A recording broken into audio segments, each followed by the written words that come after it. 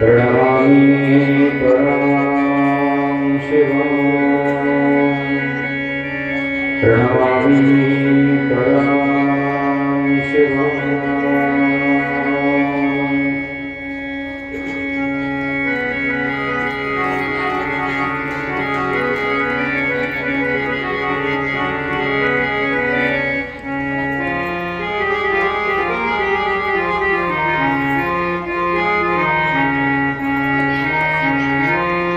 सांब सदा शिव सांब सदा शिव सदा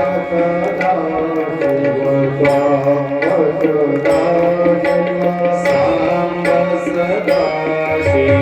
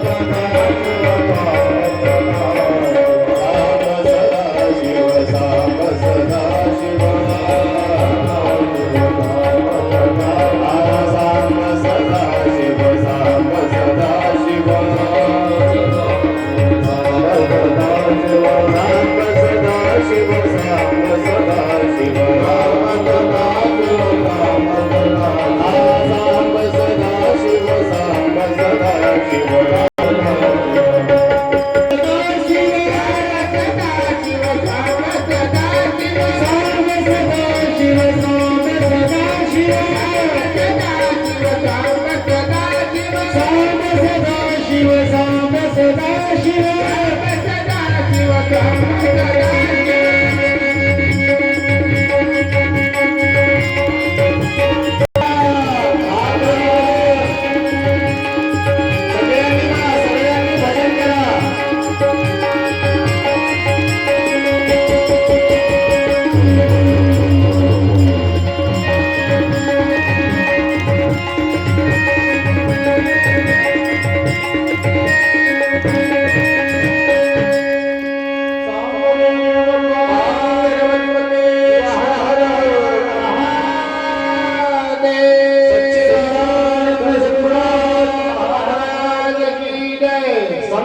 शिरोमणि स्वामी महाराज की जय। जगत ज्योति महात्मा बसवेश्वर महाराज जय। संत सद्गुरु श्री शिवाचार्य महाराज की जय। कृष्णेश्वर भगवान की जय।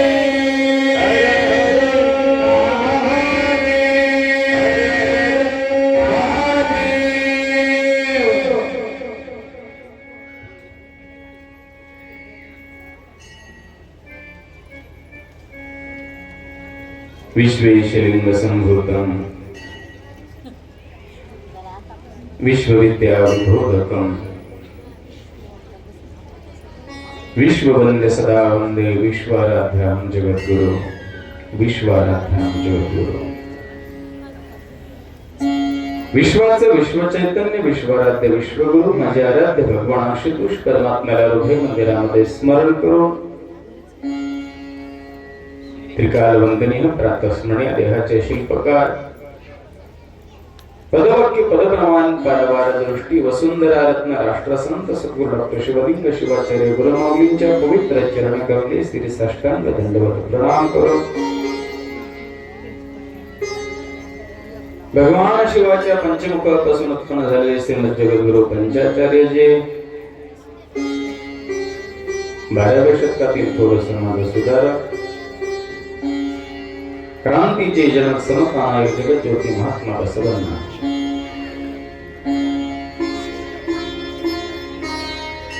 16व्या शतकातील तुमचे आमचे सर्वांचे माऊली संजीवन समाधी राजे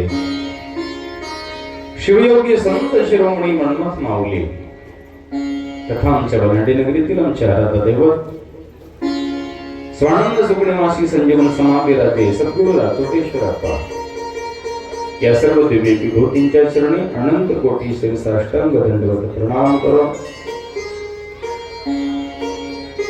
पुण्यग्राम पवित्र ग्राम आदर्श नगरी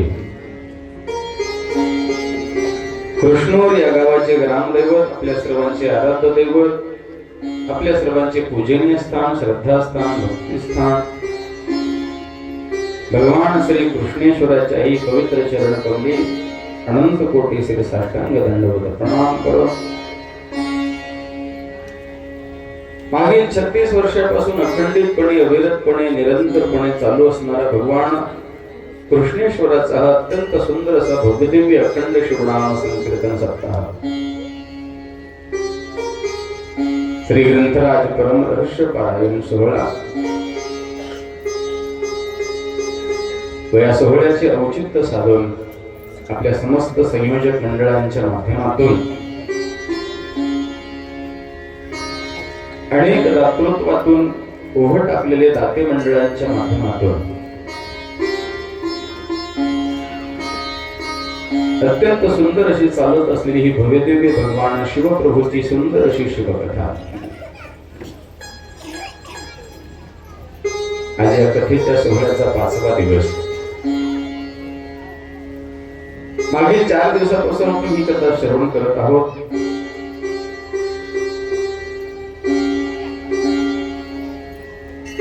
कथेच्या माध्यमातून जीवनाच्या बऱ्याचशा प्रश्नाचं उत्तर आपल्याला सहज आणि सोप्या पद्धतीनं प्राप्त होत असतं.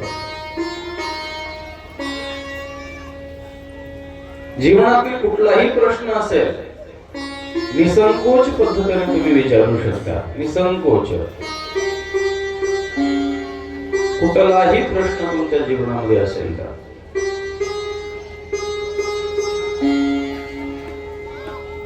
त्या प्रश्नाचं उत्तर भगवान व्यासजींनी या पुराणाच्या माध्यमातून आपल्या समोर ठेवलेले आहे. फक्त प्रश्न एवढा आहे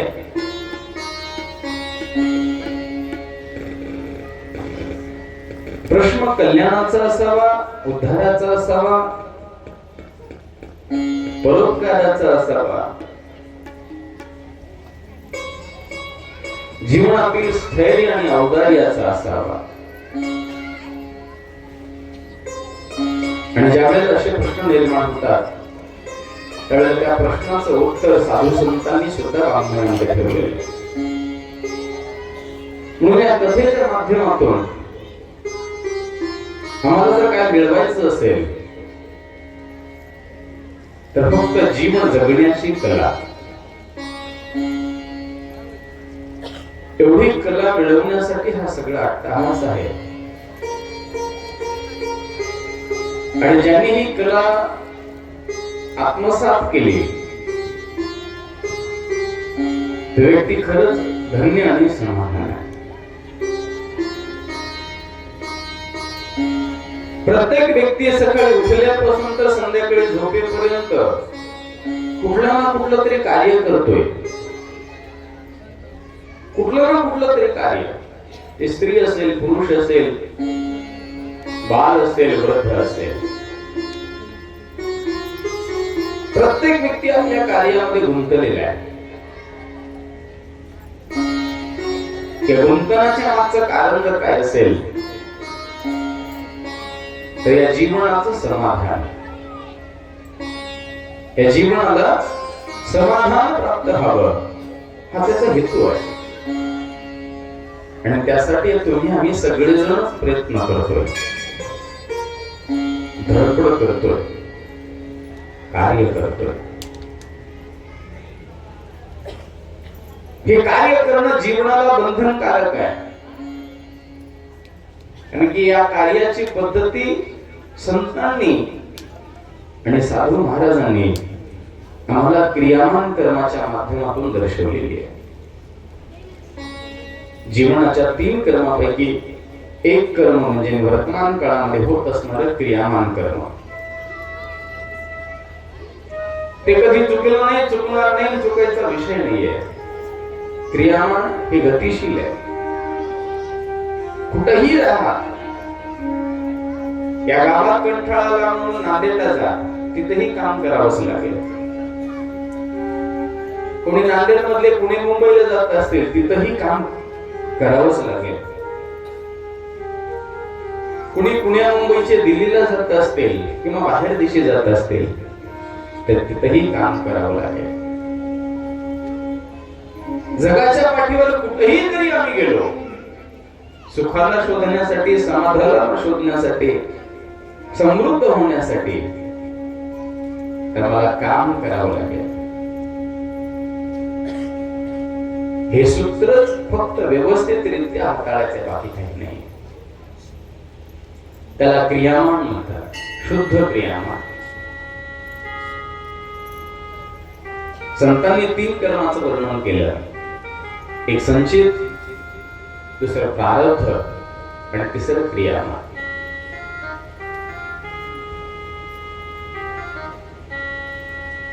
दोन गाठोडे तयार आहेत आणि तिसरं निर्माण करतोय. रिव्हिजन म्हणतात त्याला, पुनर्गठन करतोय ते तिसऱ्या गाठोड्याचं. एक संचित आहे, वरी आणखीन शिल्लक आहे. एक आठवडा आणखीन शिल्लक आहे. एक आठवडा घेऊन जन्माला आलो, ते प्रारब्ध आहे. आणि तिसरं आणखीन तयार करणं चालू आहे, ते क्रियामान. म्हणून त्रिगुणामध्ये कुठेही जरी आम्ही गेलो, तर प्रारब्ध आणि क्रियामान या दोन गोष्टी देह आहे तोपर्यंत या चालूच असतील. संत महापुरुष म्हणतात, यातील दोन जे कर्म आहेत, भगवंताच्या चिंतनाने, स्मरणाने, निर्ध्यासाने, पूजेने, अर्चनेने, प्रार्थनेने, भक्तीने, एकाला नाचवता येतं, एकाला जाळता येतं. पण तिसरं जे गाठोड आहे, जे जन्मतः आम्ही घेऊन आलोय, ते मात्र काही जरी आम्ही केलो तर त्याच्यात बदल होऊ शकत नाही. तो राजा असेल, रंक असेल, भिकारी असेल, कोणीही असेल, त्याला त्याचं प्रारब्ध चुकवता येत नाही, त्याचं प्राकृत चुकवता येत नाही. या प्रारब्ध भोगामध्येच आम्हाला सुखाला शोधायचं आहे. जी घटना घडणारी आहे त्याला बदलू शकत नाही, पण त्या घटनेमधला जो आनंद आहे किंवा दुःख आहे, याला पेलण्याची योग्यता मात्र आमच्या मध्ये येते. आणि ती येण्यासाठी सत्संग आहे, ती येण्यासाठी ही कथा आहे. आमच्या विचाराची उंची वाढावी, आमच्या विवेकाची उंची वाढावी, आमच्या आचाराची उंची वाढावी. आणि ज्या वेळेला विचार, आचार, जे संस्कार आहेत, याची जीवनामध्ये वृद्धी होते ना, माणूस जिथं आहे तिथं समाधान, जिथं आहे तिथं. तुम्ही आणि सुख हे अनभिज्ञ नाही, तुम्ही आणि समाधान हे अनभिज्ञ नाही. तुम्ही आणि समृद्धी ही अनभिज्ञ नाहीये. जे ते आहे ते तुम्ही आहात, जे तुम्ही आहात ते ते आहे. त्याला अध्यात्माच्या सर्वात उंच ठिकाणी महावाक्यातून बोधामृत म्हणतात, तत्वमसी. ते चैतन्य तुम्ही आहात, तो आनंद तुम्ही आहात, ते तत्व तुम्ही आहात. फक्त ओळखायचं आहे. तत्वमसी. तत् म्हणजे मी, तो म्हणजे ते, आणि अशी म्हणजे आहोत. ते तू आहेस. ही जाणीव अध्यात्माची सर्वात उंच पातळी आहे. साधक ज्या वेळेला या अवस्थेने आपला प्रवास चालू ठेवतो ना, तर जीवनामध्ये कधी कोणी प्रतिस्पर्धी निर्माण होत नाही, कधी कोणी शत्रू निर्माण होत नाही, कधी कोणी वैरी निर्माण होत नाही, कधी कोणाबरोबर द्वंद्व उरत नाही, भांडण उरत नाही. जे माझ्यात आहे ते तुझ्यात आहे, म्हणजे तुझ्यात आहे ते माझ्यात आहे. जे पिंडात आहे ते ब्रह्मांडात आहे, आणि जे ब्रह्मांडात आहे ते पिंडात आहे. याचं ज्ञान आलं ना, तर असमाधान वृत्ती ही आपोआप निघून जाते. आणि ते सूत्र आपल्याला याच्यातून शिकायचं. कालच्या कथेमध्ये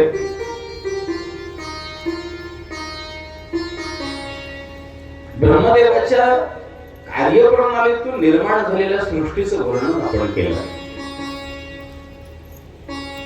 ब्रह्मदेवाने सुंदर सृष्टी निर्माण केली, संकल्पित देव निर्माण झाले, पंचतत्व निर्माण झाली, पंचतन्मात्रा निर्माण झाल्या, आणि याच्यातून चराचर विश्व नटलं गेलं. या जगातील प्रत्येक जीव हा ईश्वराचा अंश आहे. प्रत्येक जीव. इथे कोणी मोठा नाही, कोणी लहान नाही, कोणी श्रेष्ठ नाही, कोणी कनिष्ठ नाहीये, कोणी उत्तम नाही आणि कोणी कमी नाहीये. ज्याच्या त्याच्या ज्ञानाप्रमाणे, ज्याच्या त्याच्या कलेप्रमाणे, ज्याच्या त्याच्या विचारश्रेणीप्रमाणे, ज्याच्या त्याच्या बुद्धिमत्तेने ज्याचा त्याला जागा भेटलेली आहे. बाकी काही डिपेंड नाहीये, बदल काही नाहीये. व्यक्ती तोच आहे, पण ज्ञानाची गरिमा ढळली